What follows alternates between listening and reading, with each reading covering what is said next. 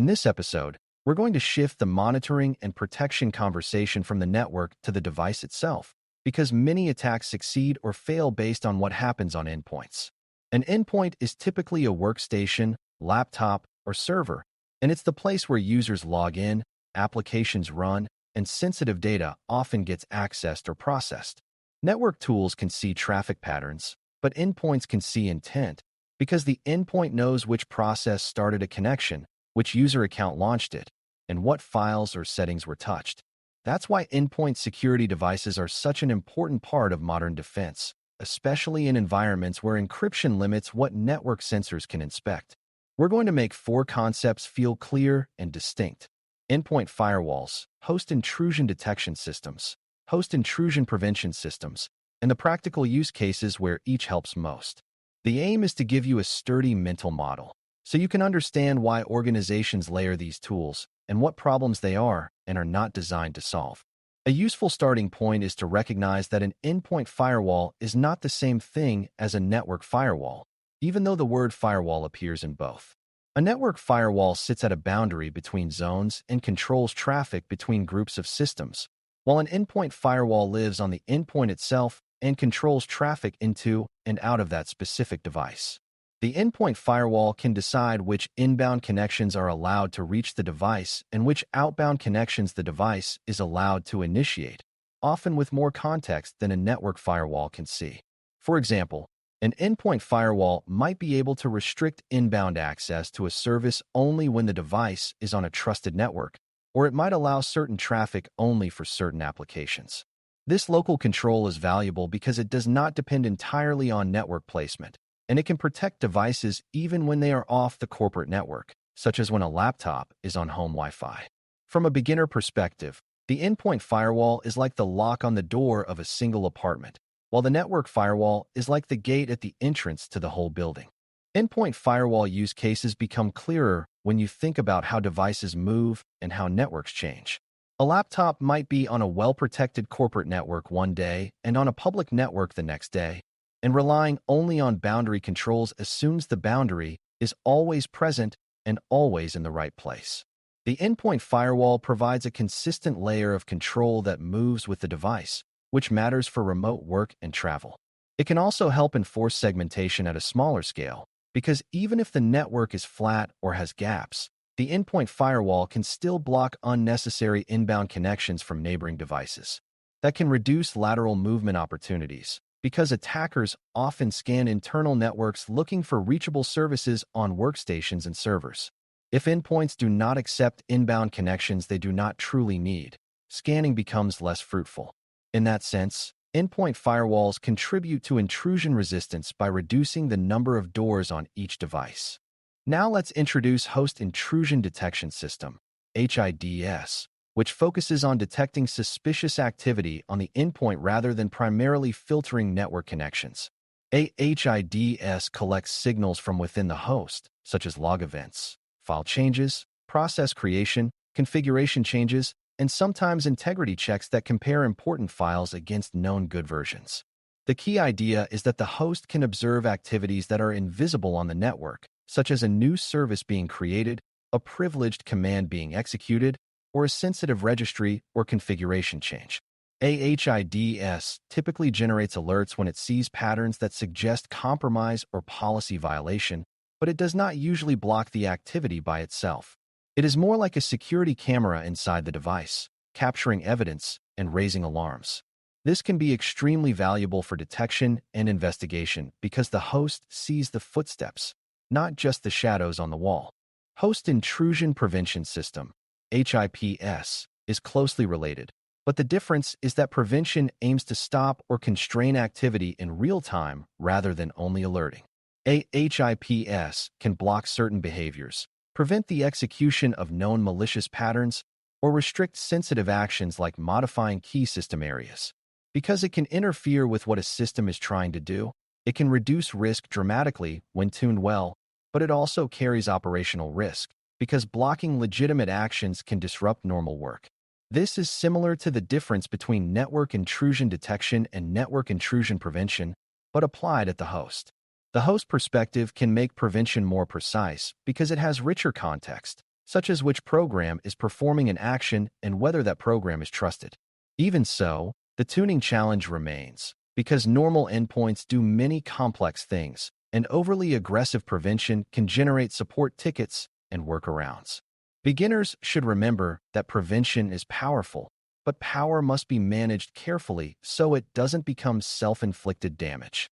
To understand when you would use endpoint firewalls versus HIDS or HIPS, it helps to map them to different parts of an attack. Endpoint firewalls primarily control network reachability, which means they can stop unsolicited inbound access and limit some outbound behaviors.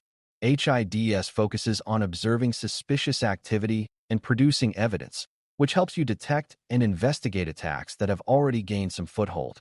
HIPS focuses on blocking or constraining behaviors that are associated with compromise, which can stop certain attacks in progress. These are not competing tools, they are complementary layers, because attacks often involve both network communication and local activity. For example, an attacker might deliver a payload through email, execute it on the host, establish persistence, and then communicate outward. An endpoint firewall can restrict the outward communication, while HIDS can alert on the persistence attempt, and HIPS might block the payload's behavior. When layered correctly, they reduce both the probability and the impact of compromise. A common beginner misunderstanding is to assume that if you have endpoint security software, you no longer need network controls, or vice versa. In reality, endpoint controls and network controls cover different blind spots.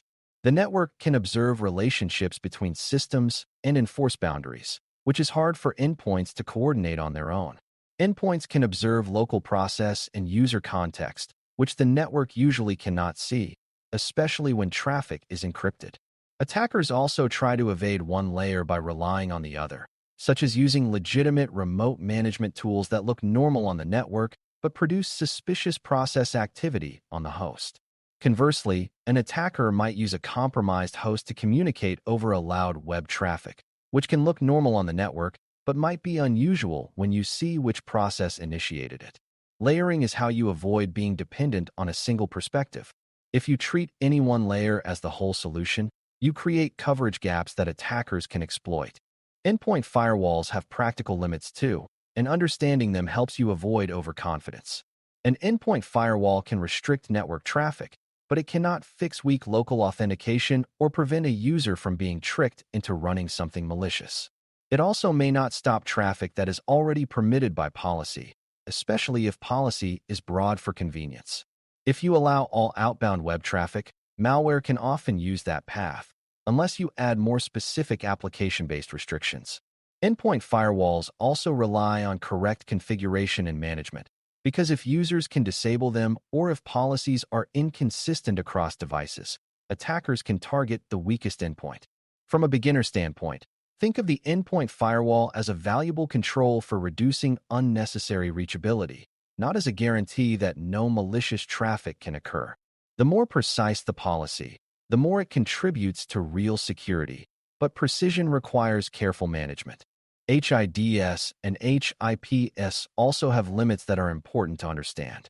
A detection system can only alert on what it can observe and interpret, so if logging is incomplete or if signals are noisy, the value drops. Attackers also try to operate in ways that produce fewer obvious indicators, such as using built-in tools or living off the land techniques that blend into normal activity.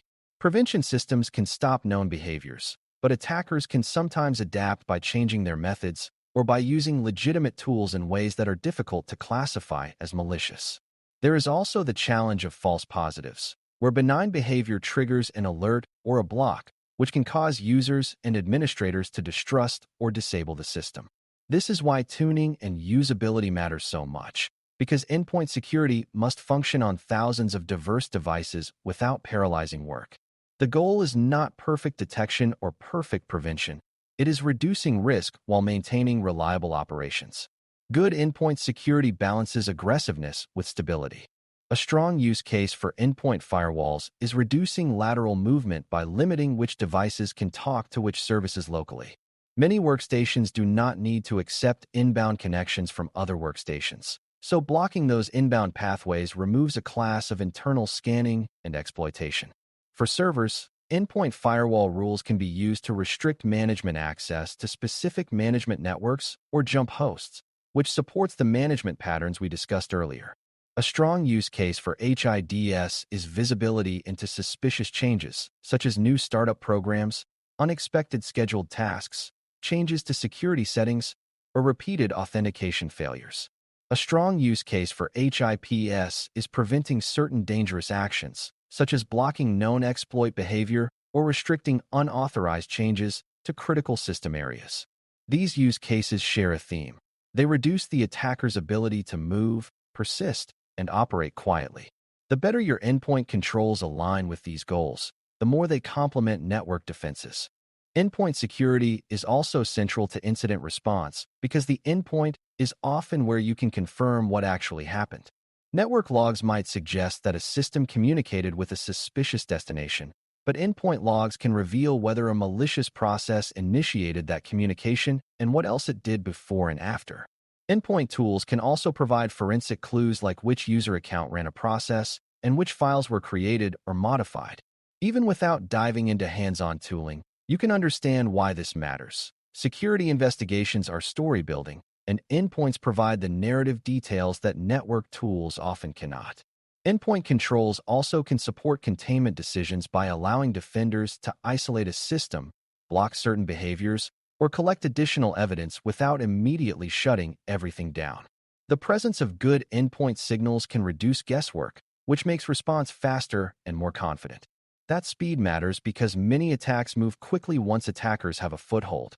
As we wrap up, remember that endpoint security devices are about bringing control and visibility directly to the place where action happens. Endpoint firewalls regulate network reachability at the device level, helping reduce unsolicited inbound access and limiting some outbound pathways, especially when devices move between networks. Host Intrusion Detection System, HIDS, focuses on observing and alerting on suspicious host activity, giving defenders evidence and early warnings about compromised behaviors. Host Intrusion Prevention System, HIPS, adds the ability to block or constrain dangerous behaviors, which can stop certain attacks in progress, but must be tuned carefully to avoid disrupting legitimate work. The real strength comes from using these controls as layered complements to network boundaries and monitoring, not as replacements. When you understand the distinct roles and real limits, you can evaluate endpoint defenses with clear expectations and design environments where compromise is harder, noisier, and easier to contain. Thanks for listening. For more audio courses, daily newsletters, and more, please visit BareMetalCyber.com.